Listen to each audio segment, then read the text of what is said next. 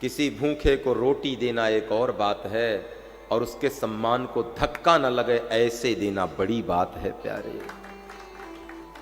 कई बार मैंने देखा है कि बड़े लोगों को ऐसे ऐसे किसी को भोजन देते हैं जैसे भोजन नहीं, साथ में भोजन के साथ रोटी के साथ अपमान भी परोस रहे हों।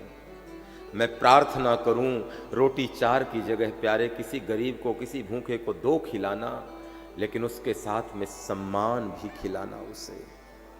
तुम किसी भिखारी को भिक्षा भी देते हो ना, तो भगवान से कहना कि प्रभु हम भिक्षा तो दे रहे हैं, लेकिन हमारे द्वारा कोई ऐसा कार्य न हो जाए कि जिसको भिक्षा दे रहे हैं उसका अपमान हो जाए।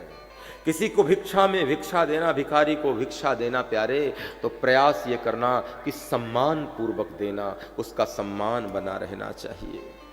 आश्रय देना एक और बात है। किसी आश्रित को आश्रय दे दिया तुमने, लेकिन आश्रय देना, उपकार करना, लेकिन उसका अपमान नहीं करना, उसका सम्मान जीवित रहे, वो आंखें मिला करके जी सके।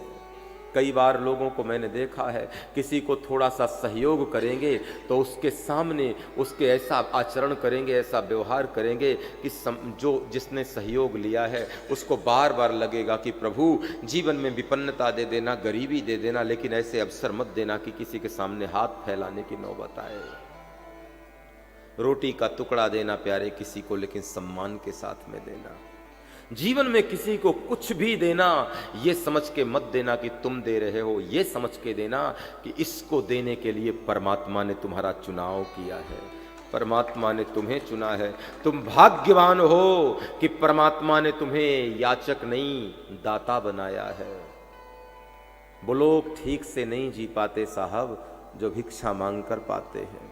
कभी ऐसा मत समझना कि भिक्षा मांगने वाला भिखारी भिक्षा मांगकर दिन में सैकड़ों जगह उसके सम्मान को धक्का लगता है, दिन में सैकड़ों जगह अपमान सह कर जाता है, और संध्या को उसी रोटी के टुकड़े को अपने बच्चों के साथ बैठ करके प्रेम से पाता है, अपमान के घूंट पे पी करके उसका पेट भर जाता है। मैं प्रार्थना करूं कोई याचक तुम्हारे द्वार पर आए तो रोटी का टुकड़ा भिक्षा देना, लेकिन साथ में 2 बातें मुस्कुराकर उससे ऐसे करना कि उसे कम से कम तुम्हारे घर से तो ऐसा लगे वो भिक्षा नहीं प्रसाद लेकर वापस लौटा है, भिक्षा के साथ में सम्मान लेकर वापस लौटा है। कभी किसी को देना तो उपकार की भावना से मत देना, भिक्षा की भावना से मत देना। बस ये भाव रखना कि प्रभु ने तुम्हें कम से कम इतना सामर्थ्य तो बनाया है कि तुम याचक नहीं, तुम दाता बने हो, तुम किसी को देने के लायक बने हो।